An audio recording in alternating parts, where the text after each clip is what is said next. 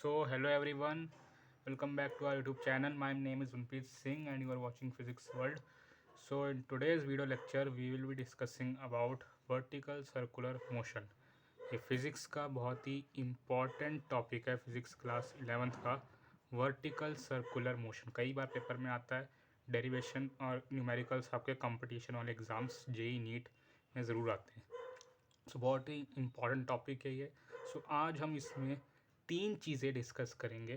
तीन चीज़ें कौन कौन सी होंगी. फर्स्ट चीज़ आपकी होगी condition for looping the loop. ये आपकी पहली कंडीशन होगी कि कैसे वो पूरा सर्कल कैसे कंप्लीट करेगा. सेकंड कंडीशन आपकी होगी कंडीशन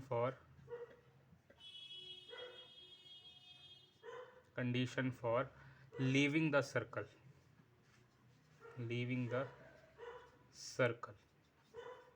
थर्ड कंडीशन है आपकी कंडीशन फॉर ऑसिलेशन. ये ऑसिलेशन कब होगी वर्टिकल सर्कुलर मोशन में. ये तीन कंडीशंस इस वीडियो में हम डिस्कस करने वाले हैं. इनमें क्या क्या वेलोसिटीज़ होंगी टॉप पॉइंट पे, मिड पॉइंट पे, लोएस्ट पॉइंट पे, वो सब चीज़ें हम इस वीडियो में लेक्चर में कवर करेंगे. सो एंड तक वीडियो को ज़रूर देखिएगा ताकि आपको ये सारे के सारे कंडीशंस और पूरा टॉपिक बिल्कुल क्लियर हो जाए. तो स्टार्ट करते हैं इस वीडियो को. वर्टिकल सर्कुलर मोशन होता क्या है. वो नाम से पता चल रहा है सर्कुलर मोशन है लेकिन वर्टिकल है, मतलब जी एक्ट करेगा.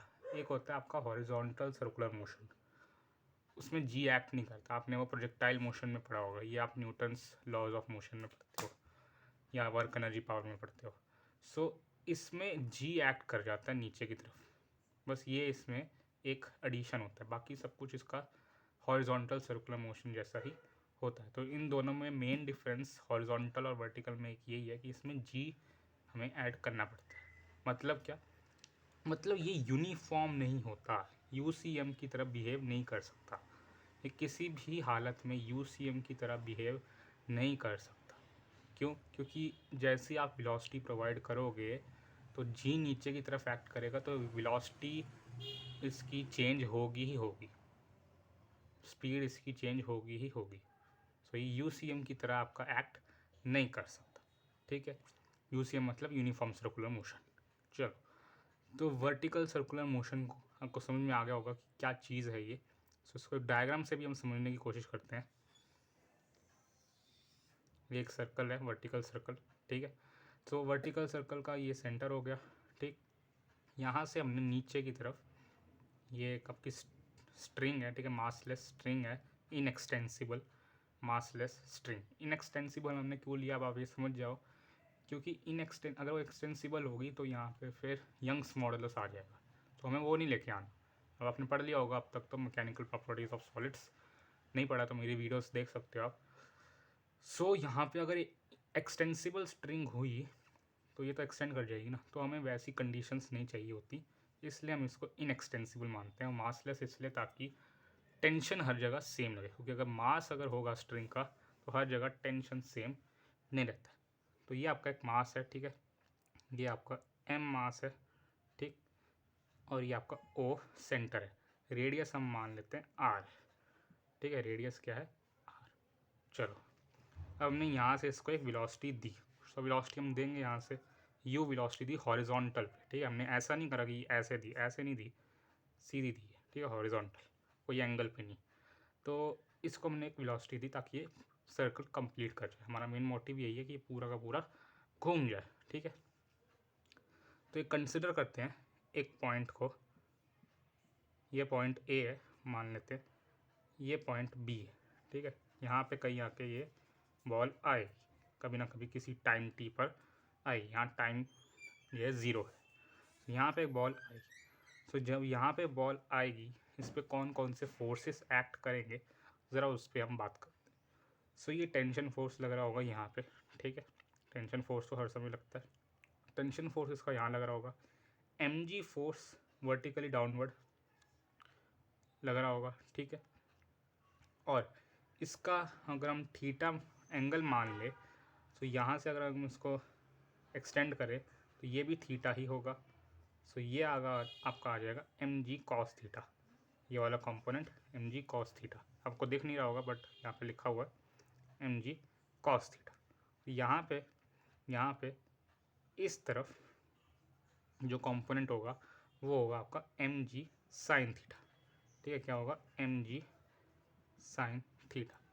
ठीक है, और आपकी वेलोसिटी जो v वाली होगी वो कुछ इस डायरेक्शन में होगी। तो ये आपका एक डायग्राम मैंने यहाँ पे बना दिया, फ्री बॉडी डायग्राम। इस बॉडी मास m का ये आपका फ्री बॉडी डायग्राम यहाँ पे बन चुका है। ठीक है, अब हमें क्या करना है, इस पे हम कुछ इक्विलिब्रियम कंडीशंस पे इस पे इक्वेशंस बनाएंगे, इक्वेशंस फोर्स की इक्वेशंस बनाएंगे, उनको कैलकुलेट करके देखेंगे कि क्या चीज़ें आ रही।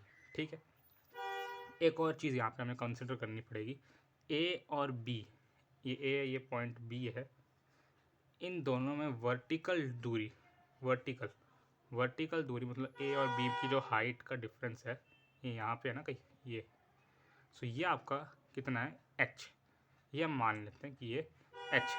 सो ये h भी हम कैलकुलेट कर सकते हैं अगर हम करना चाहें कि ये अगर हम यहाँ पे राइट एंगल ट्रायंगल है कॉस थीटा वगैरह चीज़ें हो जाएंगी तो हम बाद में वो कैलकुलेट कर ही लेंगे। सो अभी फ़िलहाल आगे बढ़ते हैं। ठीक है, इसको रब करते हैं और आगे हम देखते हैं हम क्या क्या इक्वेशंस लगा सकते हैं। ठीक है, अभी तो फ़िलहाल पॉइंट बी की बात करते हैं हम। पॉइंट बी में टेंशन की इस तरफ लग रही है। ठीक है, और एम जी कॉस थीटा बिल्कुल इसके इस तरफ लग रहा था। ठीक, टेंशन इस तरफ, एम जी कॉस थीटा आपका लग रहा था इस तरफ। ठीक है, आप देख रहे होंगे कि मैंने टेंशन फोर्स जो है उसका वेक्टर बड़ा बनाया है और एम जी कॉस थीटा का वेक्टर छोटा बनाया है। ये आपका पॉइंट बी है, ये आपका टेंशन फोर्स है, ये एम जी कॉस थीटा वाला कंपोनेंट है। ठीक है, इसको मैंने छोटा बनाया है, इंटेंशनली छोटा बनाया है। क्यों बनाया है, क्योंकि किसी भी बॉडी को अगर सर्कुलर पाथ में मूव करना है so it requires centripetal force. इसको सेंट्रीपिटल फोर्स की बहुत ज़्यादा ज़रूरत है, बहुत ज़्यादा।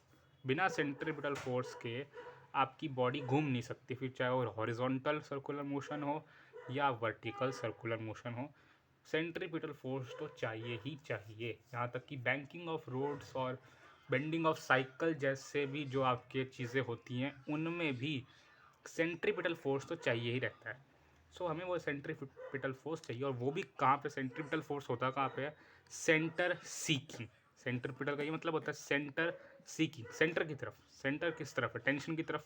सो मतलब tension force must be greater than M ji cos theta.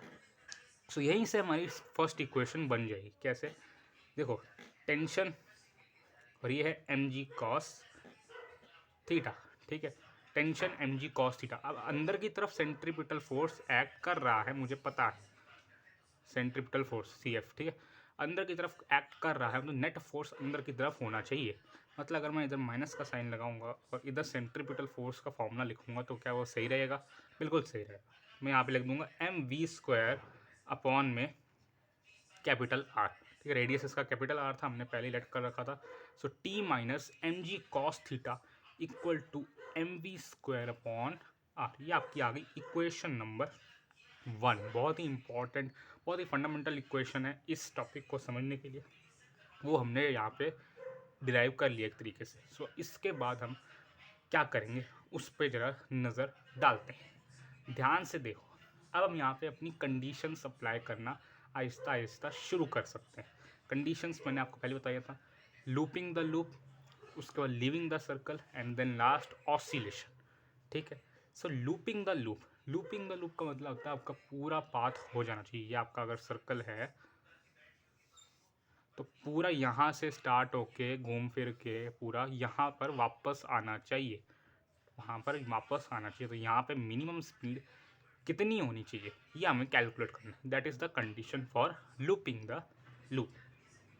तो अगर हम ध्यान से देखें, ध्यान से इस बात को लॉजिकली समझें, बिल्कुल हमें फिजिक्स ज़्यादा लगानी नहीं है, मैथ्स भी नहीं लगानी, लॉजिकल बिल्कुल लॉजिकल। अगर ये पार्टिकल किसी भी तरीके से बस यहाँ तक इसके टॉप मोस्ट पॉइंट तक पहुँच जाए तो उसके बाद तो कहानी ख़त्म है। उसके बाद तो अपने आप नीचे आएगा। क्यों, क्योंकि ये ग्रेविटी है। ग्रेविटी उसको अपने आप नीचे ले ही आएगी, चाहे कुछ भी हो जाए। हाँ, मैं आपको सजेस्ट करूँगा, अगर आप ये टॉपिक पहली बार पढ़ रहे हैं तो एक बार इसका प्रैक्टिकली डेमोन्स्ट्रेशन ज़रूर करना, प्रैक्टिकल डेमोन्स्ट्रेशन ज़रूर करना, ठीक है। कोई स्टोन ले लेना और उसको एक थ्रेड के साथ बांध के घुमाना ज़रूर, ठीक है, तभी आपको फीलिंग आएगी। तो हमें इसको यहाँ तक पहुँचाना किसी भी तरीके से। ये टोटल डिस्टेंस कितना हो गया, वर्टिकल डिस्टेंस 2r हो गया, डायमीटर है, ठीक है ना। सो इधर तक हमें किसी भी तरीके से इसको पहुँचाना है। अब देखो, अब इसके लिए कंडीशन, ये पहली एक हमें यहाँ पे चीज़ समझ में आने लगी। अब हम क्या करेंगे, हम देखते हैं कि यहाँ तक पहुँचने के लिए टेंशन और वेलोसिटी, ये दो चीज़ें हैं जो आपको पूरे इस डेरिवेशन में सबसे ज़्यादा इंपॉर्टेंट रोल प्ले करेंगी। टेंशन एट एनी पॉइंट और velocity at any point, because यही दो चीज़ें हैं यहाँ पे जो मैटर करती हैं। थीटा भी है, पर मेन यहाँ पे टेंशन और वेलोसिटी ही मैटर करेगी। क्यों, आपको आगे पता चलेगा, ठीक है। टेंशन और वेलोसिटी, अब टॉप मोस्ट पॉइंट पर देखो, इसमें तो हो गया, इसमें तो जितनी हमने वेलोसिटी देनी थी दे दी हमने। यहाँ पर क्या हो, अगर इसको पूरा लूपिंग द लूप करना है, सो यहाँ पे मिनिमम कंडीशन है, मिनिमम यहाँ पे क्या होना चाहिए। क्या वेलोसिटी यहाँ पे ज़ीरो हो सकती है? ज़रा सोचो, क्या वेलोसिटी यहाँ पे ज़ीरो होनी चाहिए? नहीं, वेलोसिटी यहाँ पे ज़ीरो नहीं हो सकती, क्योंकि वेलोसिटी ज़ीरो होगी ना तो सीधा यहाँ नीचे गिर जाएगा। समझो इस बात को, तभी मैं कह रहा हूँ इसका प्रैक्टिकल डेमोन्स्ट्रेशन करके ज़रूर देखना। वेलोसिटी अगर यहाँ पे ज़ीरो होगी ना तो देखो, आप ऐसे घुमाओगे ना तो ऊपर गया, फिर वापस सीधा नीचे आ जाएगा। आपको ऐसा फीलिंग आएगी ये तो नीचे आ रहा है। तो ये वेलोसिटी ज़ीरो नहीं हो सकती, velocity can't be zero. Tension zero हो सकती है क्या? हाँ, टेंशन ज़ीरो हो सकती है, बिल्कुल। टेंशन यहाँ पे जाके ज़ीरो हो सकती है। टेंशन क्योंकि अगर ज़ीरो होगी ना यहाँ पे, तो थोड़ा सा आगे जाएगा तो टेंशन अपने आप वापस रीगेन हो जाएगी, क्योंकि जी के फोर्स में आ जाएगा। तो टेंशन ज़ीरो हम मान सकते हैं, टेंशन ज़ीरो हो सकती है, वेलोसिटी ज़ीरो नहीं हो सकती। इस बात को समझना, बिल्कुल ध्यान समझना। वेलोसिटी क्यों नहीं ज़ीरो हो सकती, तो सीधा नीचे गिर जाएगा। टेंशन ज़ीरो हो भी गई तो उससे कोई फ़र्क नहीं पड़ेगा, क्योंकि वो बाद में रीगेन हो ही जाएगी। अब आप सोच रहे होंगे वेलोसिटी भी तो रीगेन हो जाएगी, तो वो नहीं हो पाएगी, वो पहले ही नीचे गिर जाएगा, पहले ही फ्री फॉल में आ जाएगा। क्योंकि ये यहाँ पे जो भी सब कुछ चीज़ें हो रही है किसकी वजह से हो रही है, acceleration due to gravity. Acceleration due to gravity के वजह से ही मैं कह पा रहा हूँ कि वेलोसिटी ज़ीरो नहीं कर सकते, क्योंकि वो नीचे गिर जाएगा। और इसी के कारण मैं कह पा रहा हूँ कि टेंशन ज़ीरो कर सकते हैं, क्योंकि अगर टेंशन ज़ीरो हो भी गई तो थोड़ा सा आगे जाके, क्योंकि वेलोसिटी होगी उसके पास, थोड़ा सा आगे जा सकता है वो, तो जाएगा आगे तो टेंशन वापस आ जाएगी। बात समझ में आ रही है? फिर से समझ लेना इसको थोड़ा सा रिवाइंड करके। तो बहुत ही इंपॉर्टेंट चीज़ थी जो समझनी थी इस टॉपिक में, टेंशन और वेलोसिटी, ठीक है, कैसी चेंज करें। अब जरा हम वापस से आ जाते हैं अपनी ये वाली इक्वेशन पे, ये सब चीज़ें रब कर देते हैं। स्पेस के लिए हमें बहुत स्पेस की थोड़ी कमी है हमारे पास, कोई बात नहीं। सो हमारे पास क्या इक्वेशन क्या थी, इक्वेशन थी हमारे पास tension minus M G cos theta equal to M we square divide by R. ये हमारे पास इक्वेशन आ गई थी।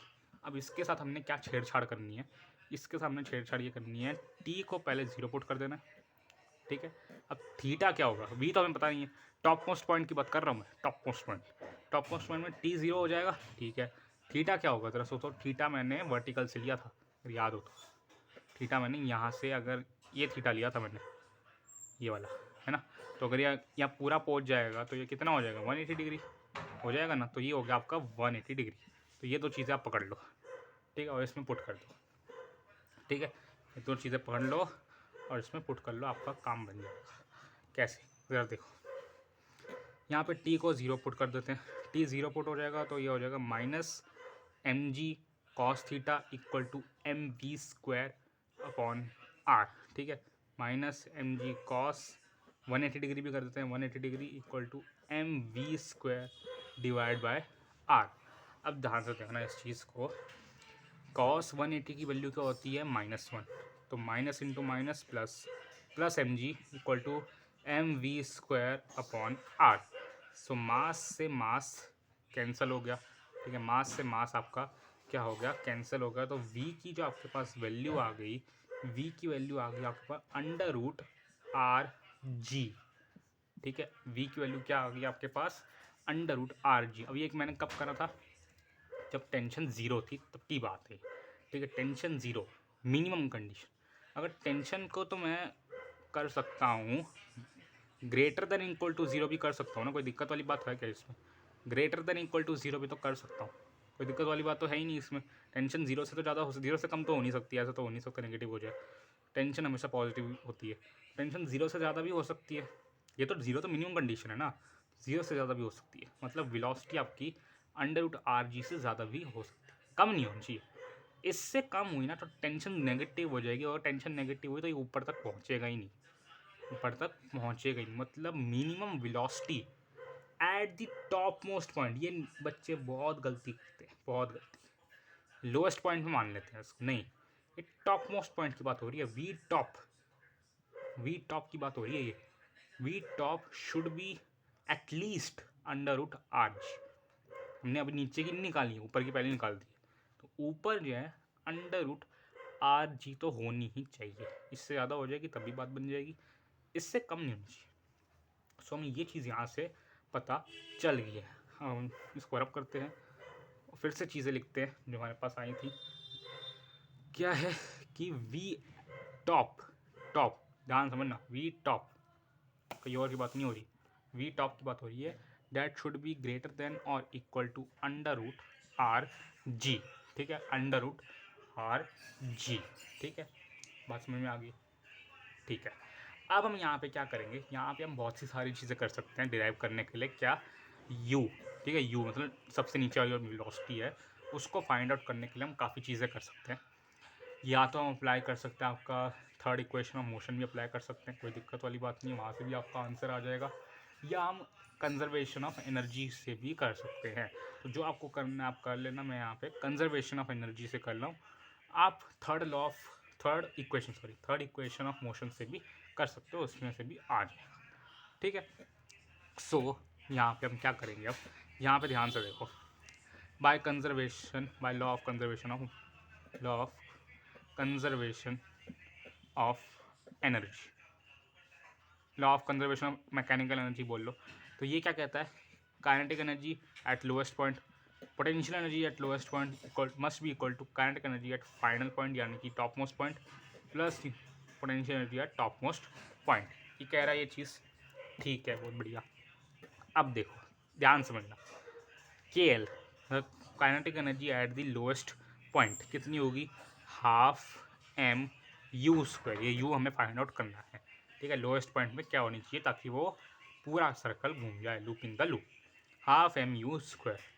यूएल क्या होगा, देखो यूएल कुछ भी हो सकता है, ये खुद में एक बहुत बड़ा कंसेप्ट है, खुद में ही बहुत बड़ा कंसेप्ट है। क्या, पोटेंशियल एनर्जी। फिर से देखो ये सर्कल है पूरा, ठीक है, वर्टिकल सर्कल, मैंने यहाँ पे ना ग्राउंड मान लिया है, और यहाँ पे इसलिए ग्राउंड लेवल पे पोटेंशियल एनर्जी ज़ीरो होती है। अब कोई चतुर बच्चा है वो कहेगा कि नहीं ग्राउंड तो यहाँ पे है, ये ऊपर है, मैं अपने घर पे बैठ के कर रहा हूँ, ग्राउंड तो नीचे है। तो हाँ, वो भी बिल्कुल सही होगा, ऐसी बात नहीं है कि वो गलत है, वो भी बिल्कुल सही है।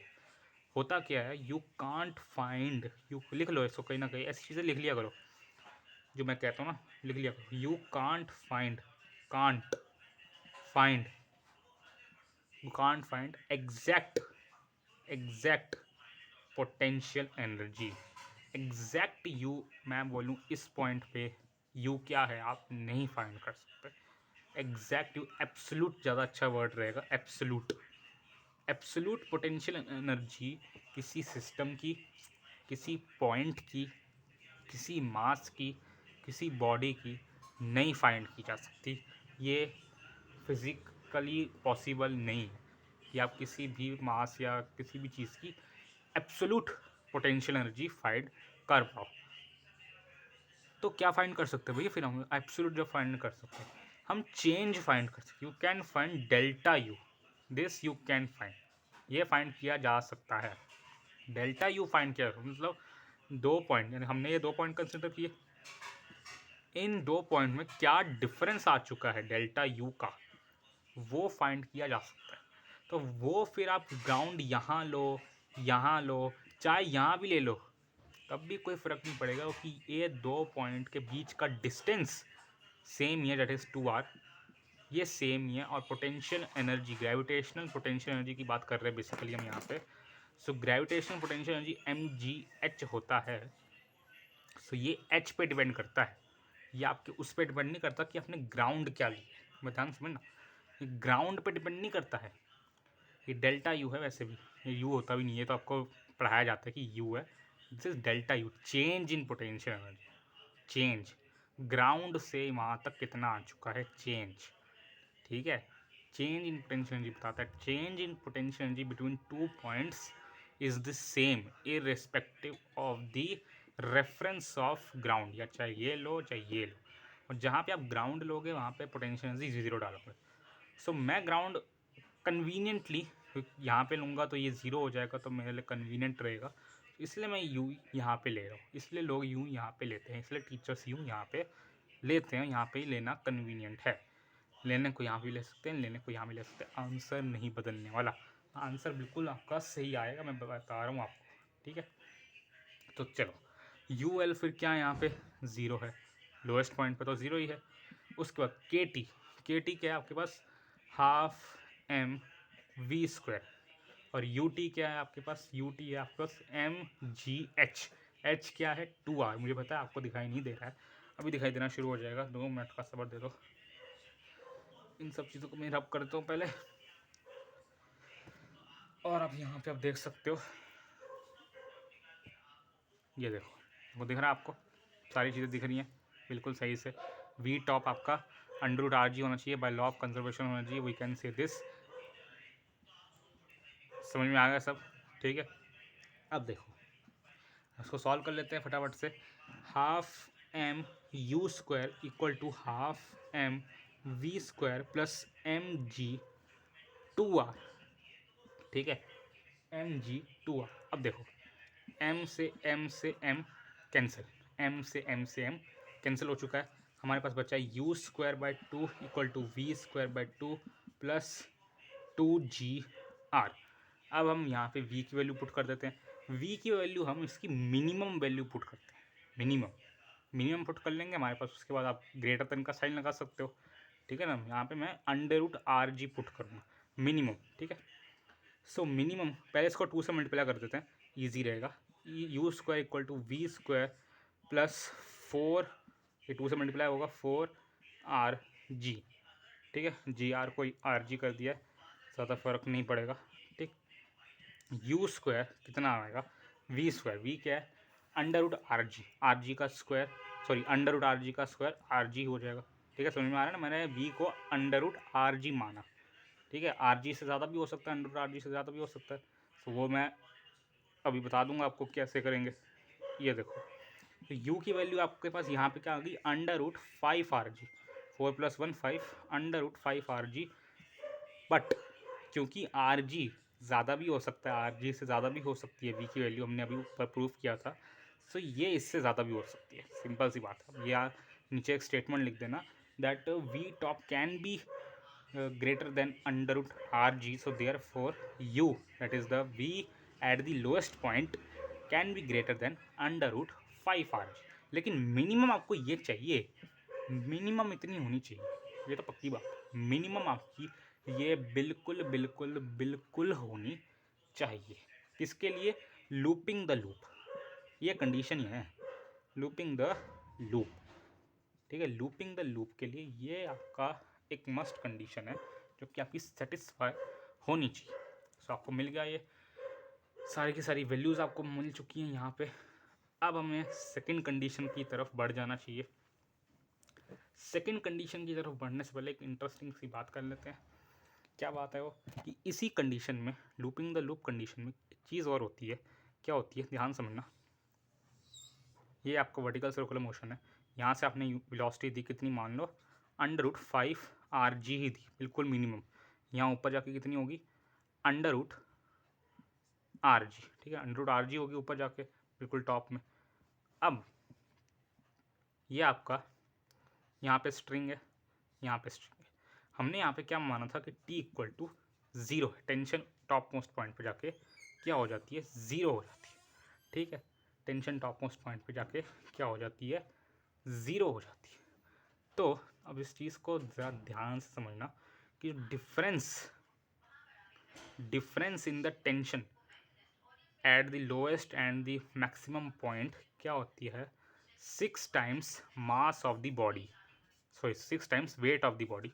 6 times weight of the body is the difference between the tension of the lowest and the highest point when under root 5 rg speed is imparted to the body at the lowest point. ठीक है, ये 6 mg होती है, इसको आप derive कर सकते हो बड़े आसानी से। और मैंने mg cos थीटा वाला फॉर्मूला था ना, वो t minus M G cos theta equal to m b square by r, उससे आप इसको निकाल सकते हो। इससे आप क्या कंक्लूजन निकालते हो, इससे कंक्लूजन ये निकलता है, ध्यान समझना, कंक्लूजन ये निकलता है कि स्ट्रिंग ब्रेक किस पॉइंट पे हो सकती है।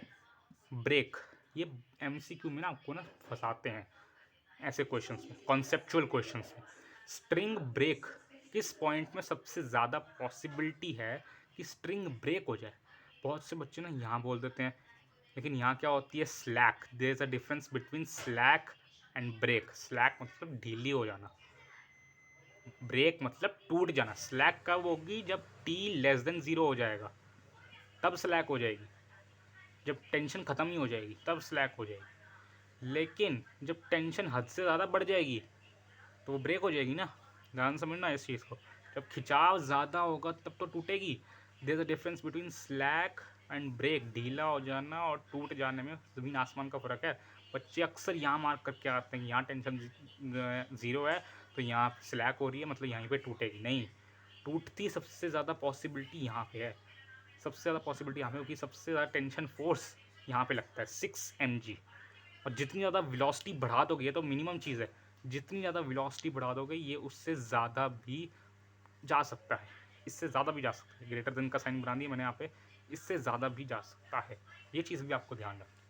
एक इसका एप्लीकेशन भी है, कभी कभी पेपर में आ जाता है कि एक आपने एक बकेट ली है, ठीक है, बकेट को ड्रॉ करना थोड़ा मुश्किल है मेरे लिए, ऐसी सी बकेट बनेगी मेरे से इससे ज़्यादा उम्मीद मत करना कि मैं कुछ अच्छी सी बकेट बना दूंगा, ठीक है। तो ये पानी है इसमें, अब मैंने इसको ना घुमा दिया, पूरा घुमा दिया। हमसे पूछते हैं, वो हमसे क्या पूछते हैं कि टॉप मोस्ट पॉइंट पे जाके क्या इसका पानी नीचे गिर जाएगा, क्या ये नीचे आ जाएगा? नहीं। अगर आप √5 rg या उससे ज़्यादा की स्पीड से लगाते हो, ये बकेट को उछालते हो पूरा, तो इसमें से पानी नहीं गिरेगा। ऐसे भी आपके कंसेप्चुअल क्वेश्चंस आते हैं, ये नीट और जे मेंस में आ जाते हैं, जे एडवांस में ऐसे क्वेश्चन नहीं आते हैं, ऑब्वियसली बात है ये। और स्कूल लेवल में भी ये हॉट्स लेवल के क्वेश्चन होते हैं, कॉन्सेप्चुअल, ठीक है, कॉन्सेप्चुअल क्वेश्चंस। अब आपकी बारी आ जाती है दूसरी और तीसरी कंडीशन की। उसके लिए डेरिवेशन करने की ज़रूरत नहीं है, उसके लिए बिल्कुल डेरिवेशन करने की कोई ज़रूरत नहीं है। क्या है, जो आपकी पहली वाली कंडीशन थी उसके लिए आपका u क्या होना चाहिए था, ग्रेटर देन और equal to √5 rg, greater than और इक्वल टू √5 rg। इन दोनों के लिए क्या होना चाहिए, इन दोनों के लिए आपका होना चाहिए u को बीच में रखो। अब ये क्या है, वैसे दोनों क्या थी, ये थी ऑसिलेशन वाली, कि आपकी ऑसिलेशन कब होगी, ठीक है, मतलब क्या, मतलब वो ऐसे ऐसे मूव करेगी, ये मिड पॉइंट से ऊपर नहीं जा पाएगा, इसमें पूरा घूम जाएगा। इसमें क्या होगा ना, इसमें बड़ी इंटरेस्टिंग चीज़ होगी कि यहाँ तक तो जाएगा, यहाँ के बाद ना गिर जाएगा, यहाँ के बाद आपकी वेलोसिटी मतलब टेंशन 0 हो जाएगी, सॉरी वेलोसिटी तो रहेगी आपके पास, टेंशन 0 हो जाएगी। टेंशन क्या हो जाएगी, 0 हो जाएगी। कहाँ पे, किसी रैंडम पॉइंट पे। टॉप पॉइंट पे होती तब तो ठीक था, रैंडम पॉइंट पे हो जाएगी, तो इसमें होती है वो, ठीक है। तो यू इसमें कंडीशन में क्या होता है ना, यू इस कंडीशन में ऑब्वियस बात है कि वो लेस देन होगी 5 rg। आपने 5 rg √5 rg से कम वेलोसिटी में ही अप्लाई किया होगा, तभी ऐसा होगा। उसके बराबर होता तो पूरा हो जाता, ज़्यादा होता तो हो ही जाता। और इसमें लेस देन क्या होता है ना, √2 rg होता है। डिराइव करना चाहो तो आप कर सकते हो, लेकिन स्कूल एग्जाम्स में पूछा नहीं जाता है, स्कूल एग्जाम्स में ये पूछा जाता है। इसको आपको बस कंडीशन याद होनी चाहिए। और ऑसिलेशन में क्या होता है, ऑसिलेशन में इससे भी कम चला जाएगा, मतलब u लेस देन √2 rg हो जाएगा, ठीक है। समझ में आ गई ना बात, क्या बात है इसमें। और इसमें एंगल का भी एक कंडीशन होती है। एंगल पर क्या कंडीशन लगती है, सारी चीज़ें आज ही क्लियर कर देते हैं। इस लेक्चर से सारी चीज़ें आज ही क्लियर हो जाएंगी। एंगल क्या होता है, देखो जब कि स्ट्रिंग स्लैक करती है ना, जो ब्रेक यहाँ पे स्लैक जो है ना, ये वाला जो है ना रीजन, ये अपर राइट हाफ कह सकते हो, इस रीजन में स्लैक करेगी और किसी में नहीं। ध्यान सोचो भी, इसी रीजन में हमेशा स्लैक करेगी। यहाँ पे कभी कर नहीं सकती स्लैक, यहाँ भी नहीं करेगी क्योंकि यहाँ पे ऑसिलेशन होगा, अगर होगा तो स्लैक यहीं पे होगी। मतलब आपका थीटा जो है इस कंडीशन के लिए, इसको मैं आपको कहता हूँ थीटा इस सेकंड वाली कंडीशन के लिए क्या होना चाहिए, थीटा आपका ग्रेटर देन होगा 90 डिग्री, लेकिन लेस देन होगा 180 डिग्री। 90 डिग्री से ज़्यादा, यहाँ से हम थीटा मेज़र कर रहे हैं ना, तो यहाँ से 90 से तो ज़्यादा ही जाएगा, 180 से कम होगा, सिंपल सी बात। और इसके लिए भी आप थीटा मेज़र कर सकते हो। थीटा यहाँ पे इसके बीच में ही होगा, तो 90 से कम होगा। Theta should be less than 90, ठीक है। और ये ऐसे ऐसे मूव करेगी, ठीक है। समझ में आ गया बात, बिल्कुल अच्छे से समझ में आ गई क्या क्या चीज़ें हैं यहाँ पे, बिल्कुल क्लिस्टर क्लियर होनी चाहिए ये सारी चीज़ें। बहुत बारी एग्जाम्स में पूछ जाती है, और इसकी तो डेरिवेशन भी आपको क्लियर होनी चाहिए। इन दोनों की आप कर सकते हो, डेरिवेशन कर लेना, मुझे कमेंट्स बता देना, मैं करवा दूंगा, ठीक है। आज तो नहीं हो पाएगा, बताओगे तो करवा दूंगा इन दोनों की भी। स्कूल एग्जाम्स में इन दोनों की डेरिवेशन नहीं पूछी जाती, कंडीशन पूछी जाती है, ठीक है। और जो एक और चीज़ बताई थी मैंने, टेंशन इक्वल टू 6 mg, ये भी याद रखना। कब, जब आप √5 rg से ऑब्जेक्ट को फेंकोगे, ऊपर तक जाएगा तो डिफरेंस इन द टेंशन ऊपर 0 हो जाएगी, नीचे आपकी 6 mg टेंशन आएगी। 6 mg कैसे आएगी, कुछ काम खुद भी करो। ये 6 mg टेंशन कैसे आएगी, इसको ज़रा कैलकुलेट करना। कल तक मैं कमेंट्स में डाल दूंगा कि 6 mg टेंशन यहाँ पे कैसे आई, ठीक है। और सबसे ज़्यादा ब्रेकिंग पॉइंट यही है, सबसे ज़्यादा स्लैकिंग पॉइंट यही है, ये रीजन। ब्रेकिंग पॉइंट ये पॉइंट है, स्लैकिंग रीजन है। इन बातों पर भी आपको ध्यान देना है।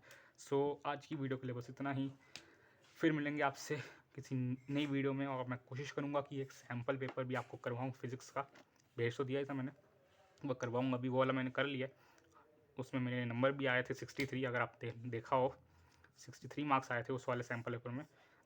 तो वो वाला सैम्पल पेपर में मैं कोशिश करूँगा कि आपको मैं करवाऊँ, ठीक है। सो तब तक के लिए गुड नाइट, रात हो चुकी है। कल मिलेंगे आपसे, कल मतलब अगली वीडियो में मिलेंगे। Bye bye.